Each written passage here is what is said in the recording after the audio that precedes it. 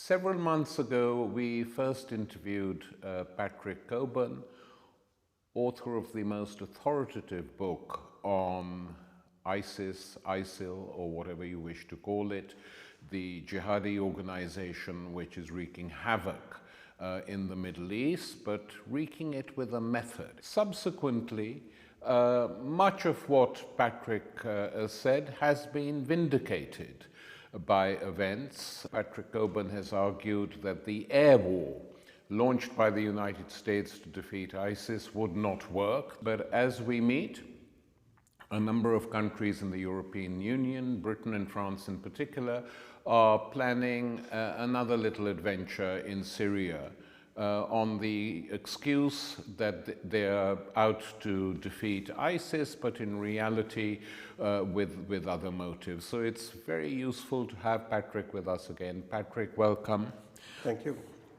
What, in your opinion, is going on at this precise moment in terms of two things? One, the war against ISIS, the air war, and secondly, the plans for Syria. Well, the air war hasn't contained ISIS. It's still being expanding. We've had 5,000, 6,000 airstrikes from the Americans, about 300 from the British. And this was meant to stop the explosive expansion of the Islamic State, which we saw last summer and the end of last year. And it demonstrably hasn't worked, as you said. They defeated the Iraqi army, then they defeated the Syrian army. And this is particularly significant because this wasn't a surprise attack in either places. It was kind of known they were coming. Unlike the fall of Mosul last year, they were being hit from the air in Iraq, not in Syria, for reasons we might deal with later. So there are a lot of airstrikes against them. That didn't work. And the Iraqi army had some of its best units there. It doesn't actually have, although on paper it's a pretty big army, but an awful lot of these are what Iraqis call zombie ghost soldiers. They don't really exist. They don't turn up because they bribe the officers. But they have about 10 or 12,000 men, maybe 5 brigades that will fight. And they broke and fled. So these were pretty important defeats. And they show, I think, the way things are going. And Patrick, who then are the airstrikes actually damaging? I mean, their aim is to destroy the Islamic State as a viable force in that region. That is clearly not working. So what is the impact of these strikes? It has an impact. I think it makes the Islamic State pay a price. I think they suffer, at some occasions, pretty heavy casualties there. But I was just talking to a lot of people who come out of Islamic State. I mean, obviously I don't dare go in because I'd get decapitated. But and they're conscripting people in a very organized way. You know, there are about 5 or 6 million people in the Islamic State, the self-declared caliphate, which is about the size of Great Britain. And they're conscripting the young men. It's quite difficult to avoid conscription. And some of the families I was talking to, that's the reason they got out of Islamic State, is that they had boys over 16 who they thought couldn't avoid being recruited. So although they're suffering heavy casualties, they're also recruiting a lot more soldiers. And you can see also that this year they're attacking on multiple fronts. They capture Ramadi, 4 days later they capture Palmyra.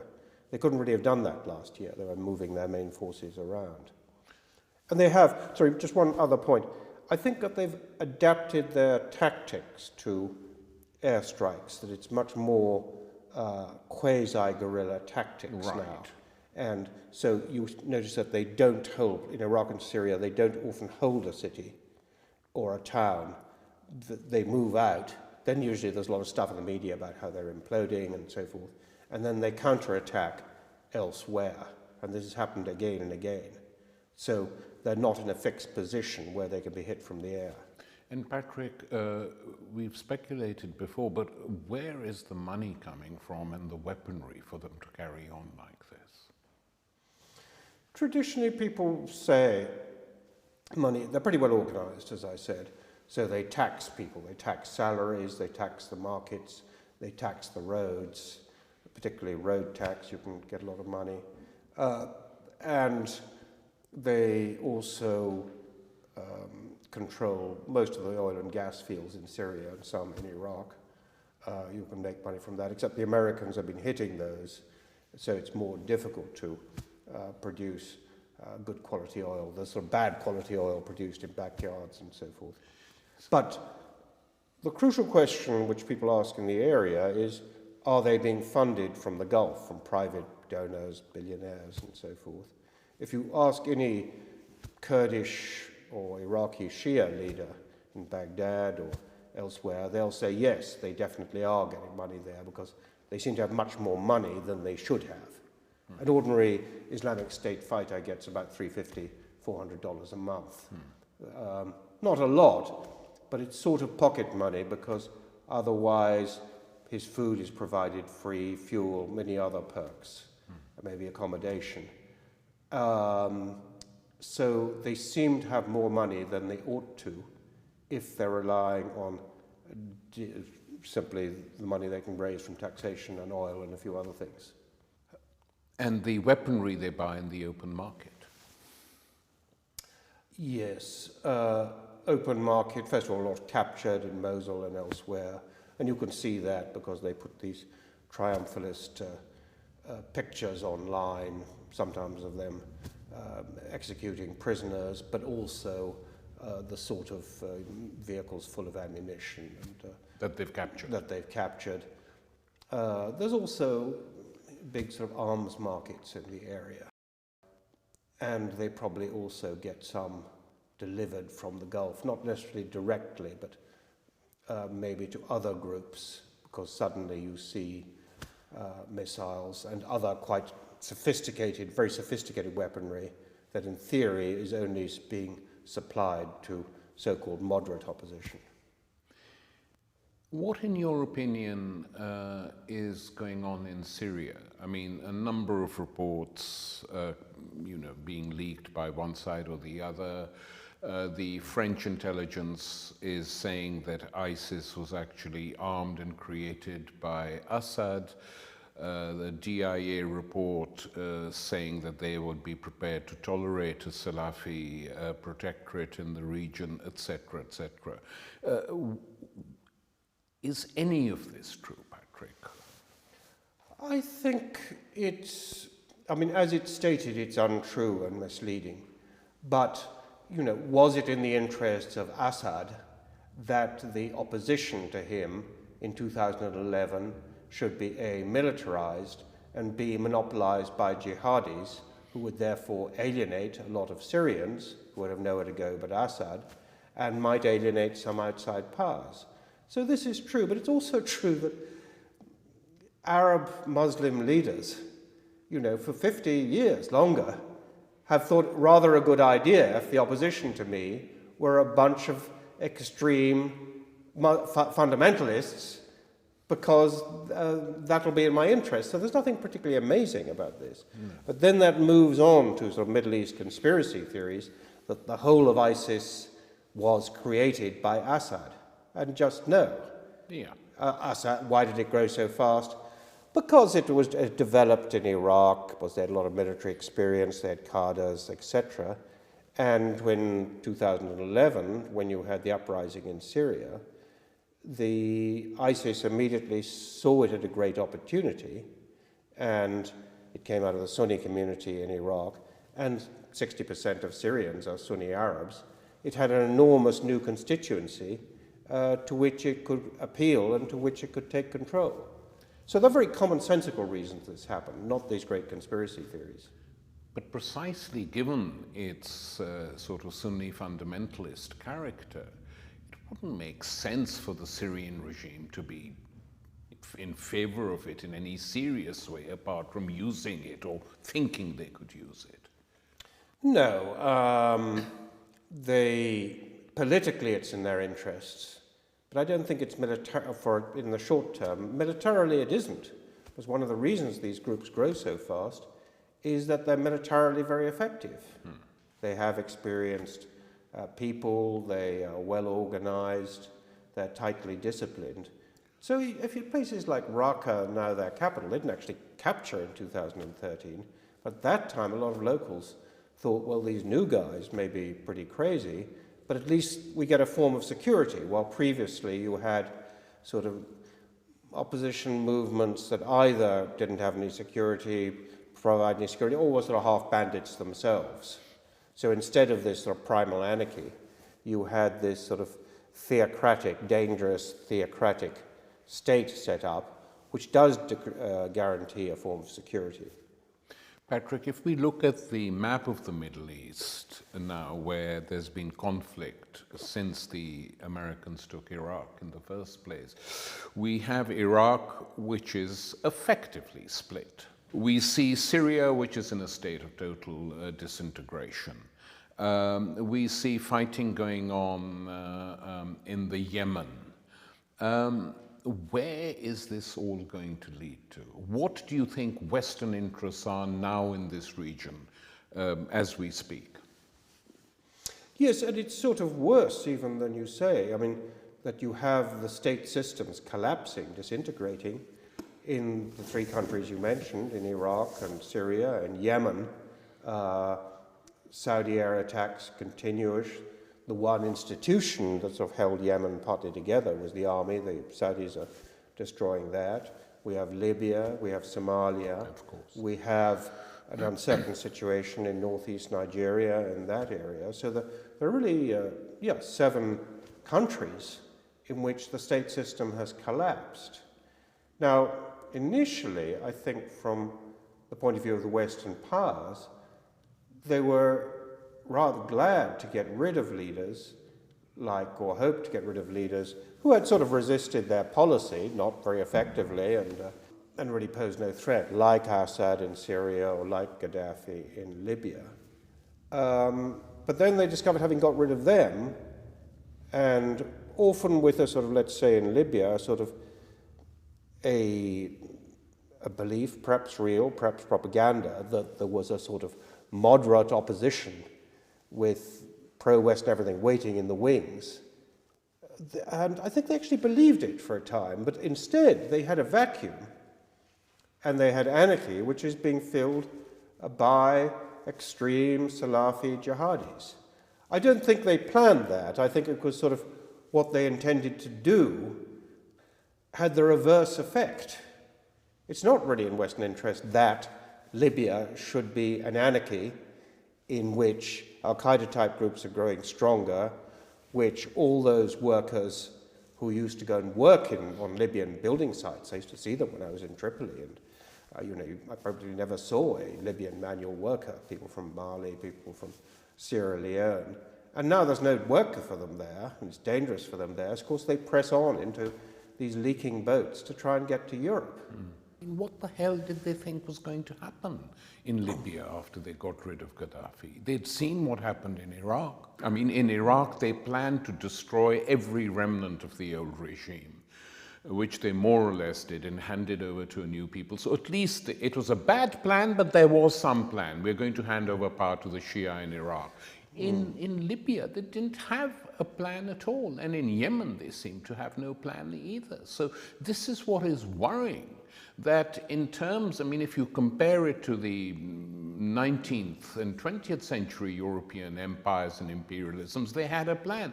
The Americans and their European allies today just seem to stumble from one disaster to another, which is not even in their interests.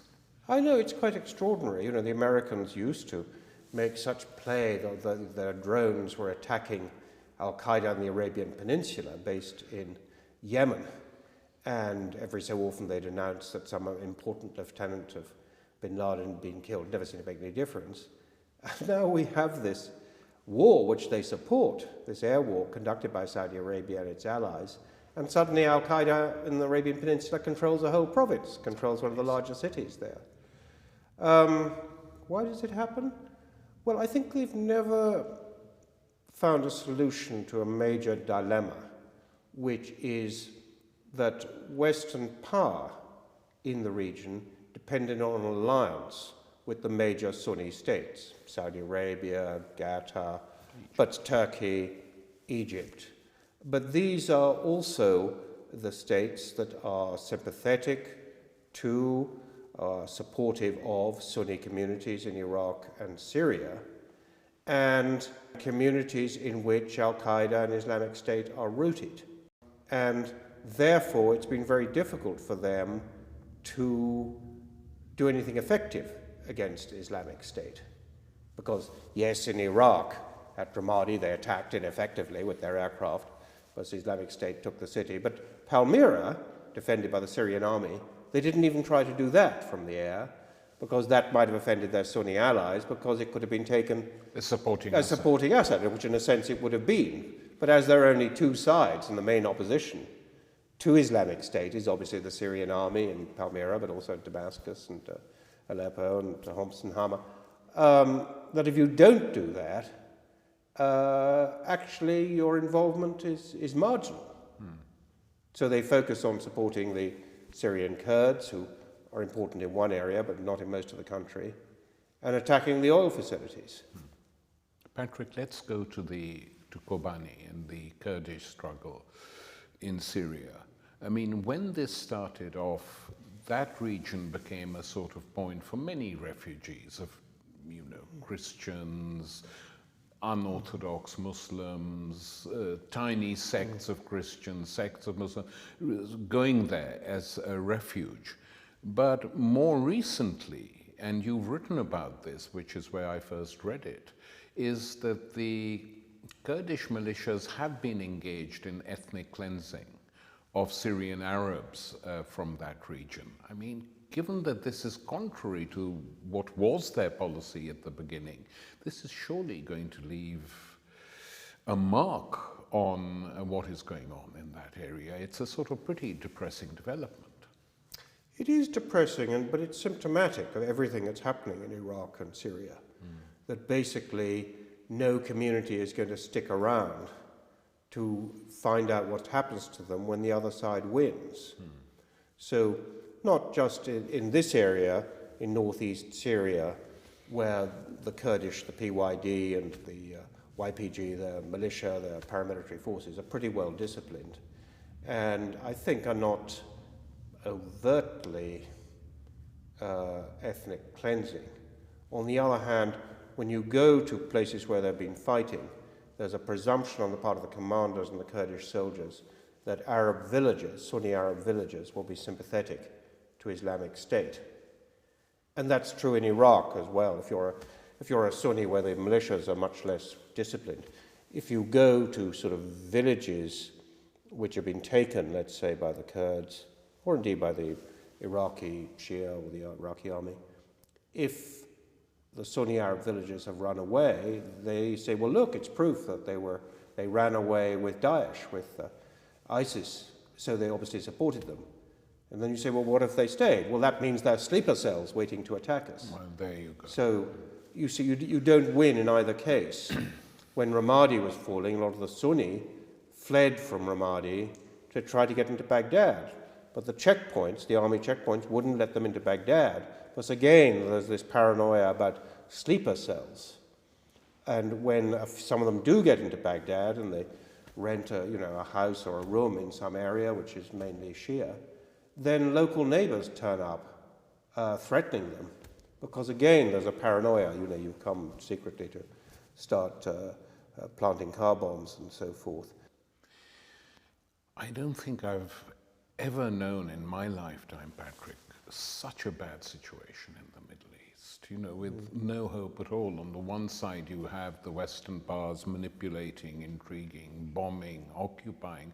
On the other hand, virtually all the existing alternatives in the Arab world, which one could have identified and did in the past, are now like Atlantis, sunk without trace. And we really have this clash of imperial fundamentalism and jihadi fundamentalism. the ISIS aim. They do want to unite the Sunni parts of Syria and Iraq and create a new state, do they not?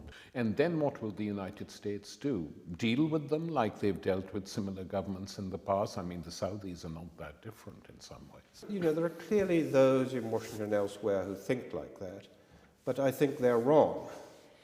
I think that Islamic State, ISIS, is different.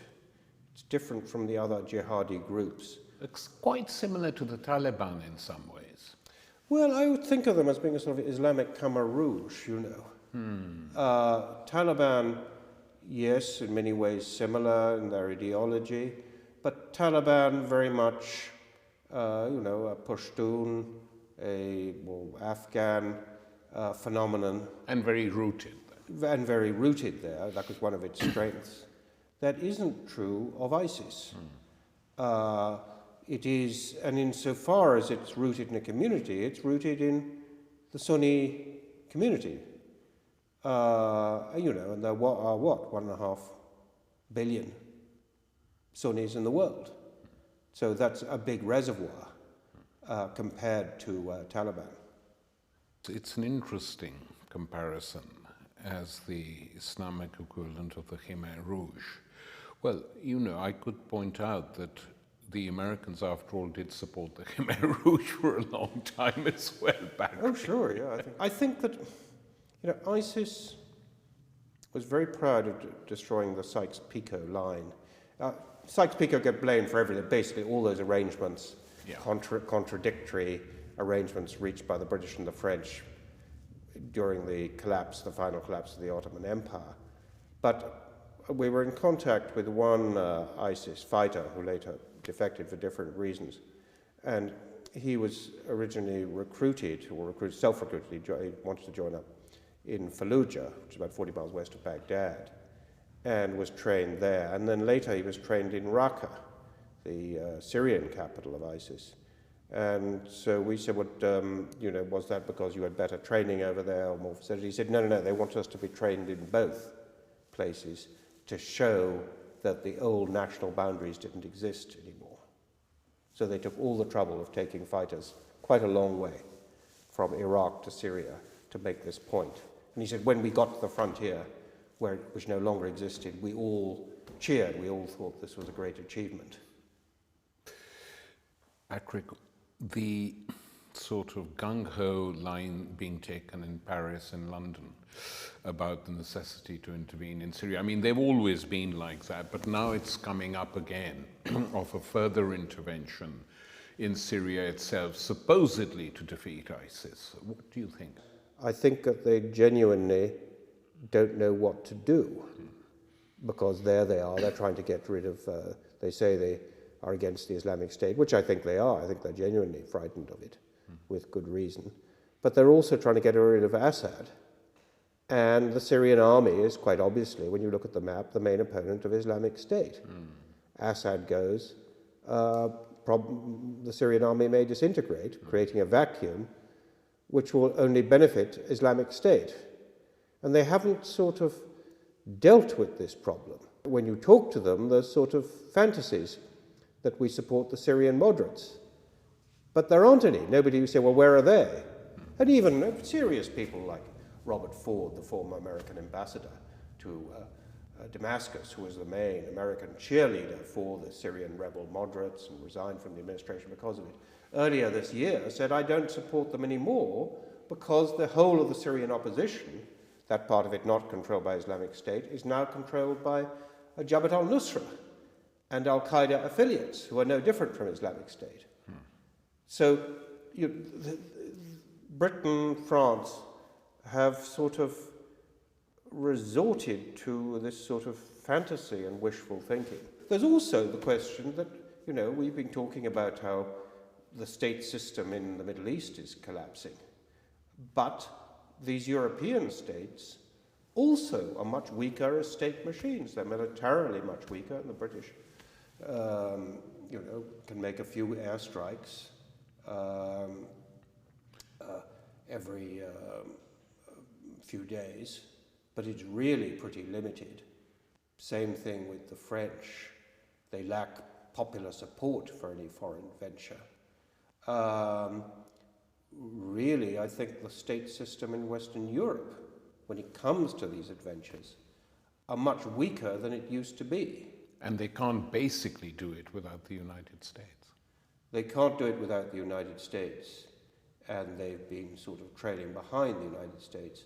But now the United States can't really do it either.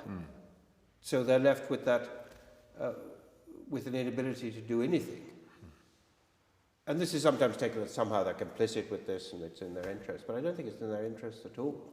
The one thing the imperial powers who defeated the Ottomans never considered was an independent Kurdish state, though this has been a long-standing demand. And in a way, it was very unfair, because if other little states were being created, Sure, yeah. why weren't the Kurds given a homeland?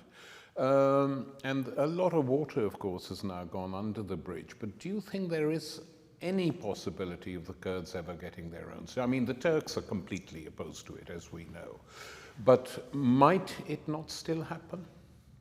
Well, I think it sort of partly has happened. But not De as facto, not de jure. If you take northeast Iraq, I mean, really a third of Iraq, which is both the Kurds and areas that which used to be mixed, really a very big area. I mean, it's the common frontier between the Kurds and Islamic State is about 1,000 kilometers long, very long. Then you go over to Syria, and that area has de facto independence. It has its own army, it has its money, it needs money from Baghdad, from the oil revenues, but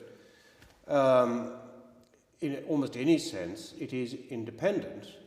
And this is in Iraq. we're talking about Iraq. Yeah. And now in Syria, particularly over really the last 6 months, you used to have 3 sort of Kurdish enclaves in Syria, about 10% of the population, about 2.2 million out of 23 million Syrians were Kurds.